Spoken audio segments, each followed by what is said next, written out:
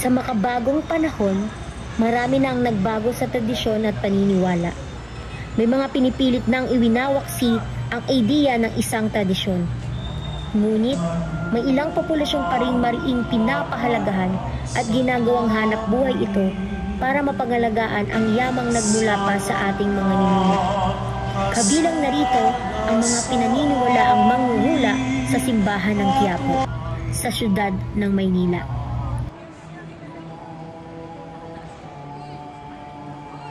Ngayon, ating alamin kung paano nga ba gumugulong ang palad ng mga manghuhula sa modernong panahon. Sa mundo ng psikolohiyang Pilipino, paano nga ba ito nakakaapekto? Nakilala namin si Nanay Betty sa Quiapo, Maynila. Dito ay ginawa niyang hanap buhay ang panghuhula. Ating alamin kung paano nga ba siya nagsimula at ang motibasyon at pamamaraan niya sa pag-alam ng hinaharap ng bawat taong pumupunta sa kanya. Para malaman at masubukan ng aming grupo, nagpahula ang ilan sa amin upang makapagbigay pananaw sa karanasan.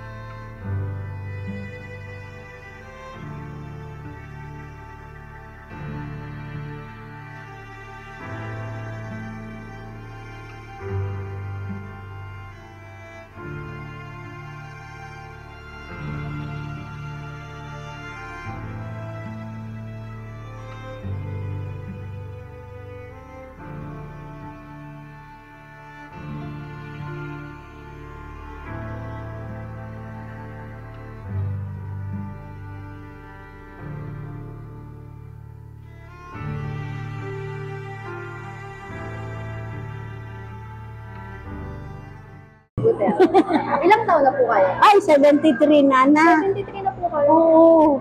Kailan po nagsimula yung panghuhula? Ang edad ko ay sa mga nasa 30. Ilang taon na po yun? Oo. Tagal na rin. Oo. Kailan po yung nanguhula sa inyo? Sa lahi namin? Opo. Hindi, dalawa kami ng kapatid ko. Kaya lang ang kapatid ko patay na.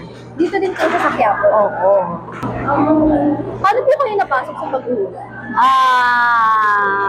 Kasi yung kapatid ko, Yung namatay? Oo, siyang nag-ano sa akin na maghula na lang ako. Ano nga pumapalik na ulit? Marami. Ako yung naghula kay Marian. Marian Rivera. Ano po? Oo, nasa YouTube yun eh. Sige po. Papanoorin po na. May encounter na po ba kayo o na-experience na masamang feedback po? Parang Ay, may mga kapal sa mga nakukulang ganyan. Meron, kasi may ginamot na ako sa taga-Antique yun. Kaya lang, dito sila nakatira sa Malanday. Naengkanto. Ano pong ginawa niyo? Ginamot ko. Wala na. Kung nagagamot din po kayo, hindi lang po basta hula. Oo. Kasi yung batang yun, ang tita niya, yun ang customer ko. Ano po sa yung kadalasan na pinapahula ng mga tao? Actually, mostly it's about relation, love life. Ano pong klaseng hula yung ginagawa? Anong proseso po? Basta titingnan ko lang sa card. Tarot trading po? Oo. Tapos spam trading din? Oo, ganun. Sa tingin niyo po, ano po yung epekto ng paghuhula sa atin? Dito po sa Pilipinas? Sa as of now, kumbaga, mag-ingat lang. Malingat po? Mag-ingat. Mag-ingat. Oo. Kasi lalo na sa panahon ngayon.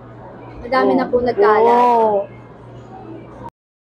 Naniniwala po ba kayo sa mga gamot na tinitinda dyan? Mga gayuma po? Sa tingin niyo po, Kasi mahirap magsabi ng hindi. Kasi hindi naman, ayoko manira ng tao. pero nasubukan niyo na po? Hindi. Gano'n niyo naman po hinihikayat yung mga tao? Paano niyo po sila Hindi ko sila hinihikaya. Sila po talaga yung Oo. At saka isa pa, pag nahawakan ko na, babalik at babalik. Dahil, hindi ko sila tinatanong eh. Ako mismo ang magsasabi ko ano mo. Ayoko magtanong sa mga kliyente na, oh, ano ang ano mo? Ganito, hindi.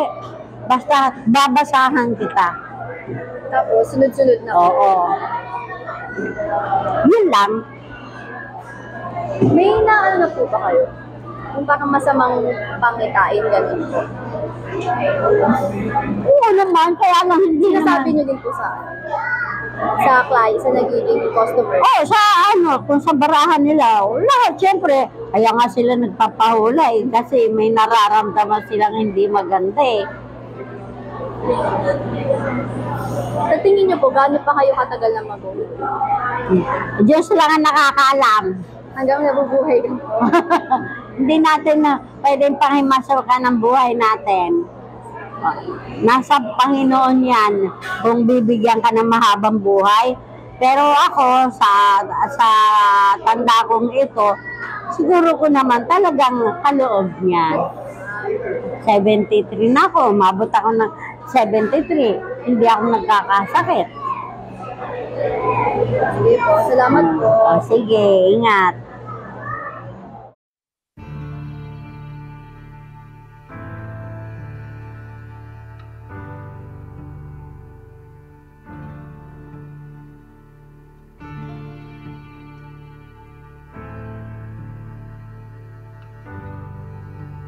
I'm Jamil Ariel, 21 years old. Bakit po naisipang magpahula? Gusto ko lang po ma-experience yung parang hula kasi syempre, it tells about your future and your whole life. So parang gusto ko lang siya maranasan. Yun lang naman. So, bakit po naisipang magpahula? Out of curiosity lang, tsaka for entertainment lang din siguro. Anong naging pakiramdam mo habang hinuhulaan ka? Siguro parang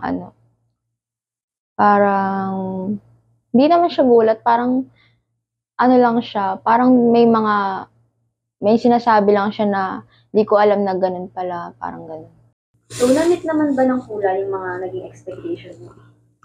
Medyo, kasi hindi naman ako like nag-anticipate or anything na wala akong